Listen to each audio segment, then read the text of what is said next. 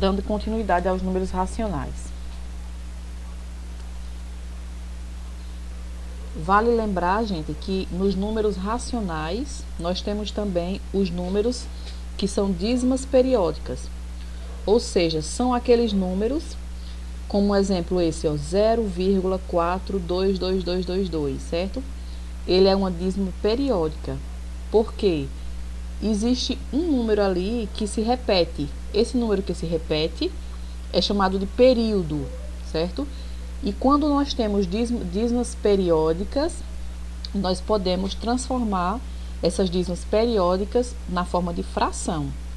E como a gente transforma na forma de fração, a gente pode transformar na forma de número decimal também, certo?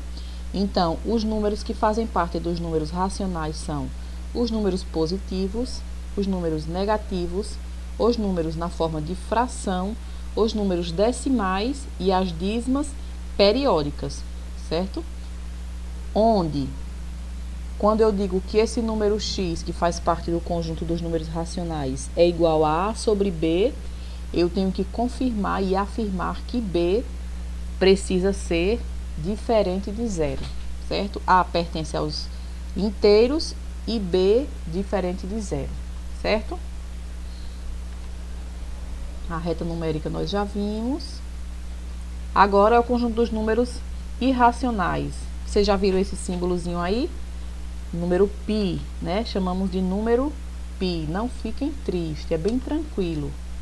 Não tem para que se entristecer, ó. Conjunto dos números irracionais. Π é um dos números que fazem parte do conjuntos irracionais.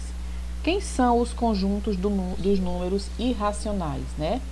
Conjunto dos números irracionais, representado pela letra I, possui como elemento todos os números que não pertencem ao conjunto dos racionais. Ou seja, são aqueles números que não são fração, que não são decimal, que não são dízima periódica, que não são inteiro, que não são positivo e que nem são natural. Eles não fazem parte dos números racionais, certo? Vejamos esse exemplo aí, ó. 0,154198 e assim vai. Você perceba que os números eles vão se modificando. Ele não tem um período que se repete, por isso que ele não é uma dízima periódica. Ela é uma dízima não periódica, certo? Então, números que são dízimas não periódicas não fazem parte dos números racionais, e sim os que são dízimas periódicas. Logo, os números com dízimas não periódicas fazem parte dos números irracionais.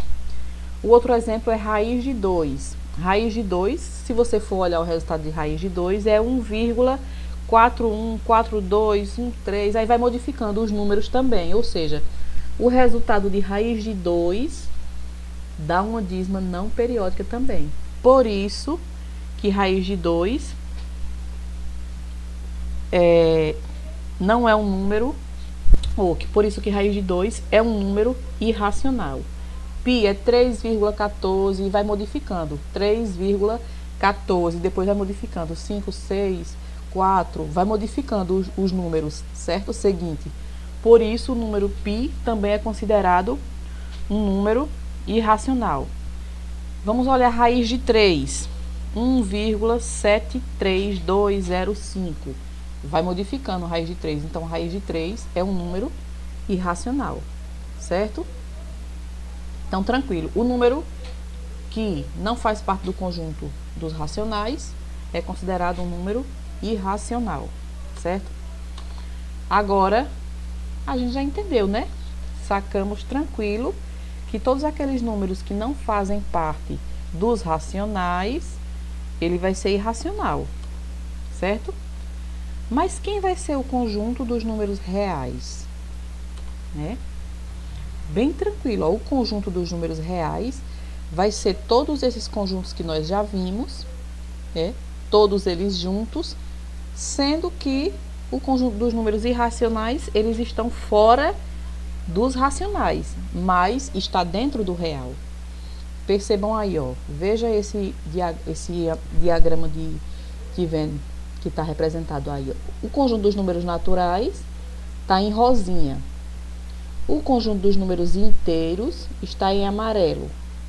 O conjunto dos números racionais é acho que é laranjinha, o cremezinho, né?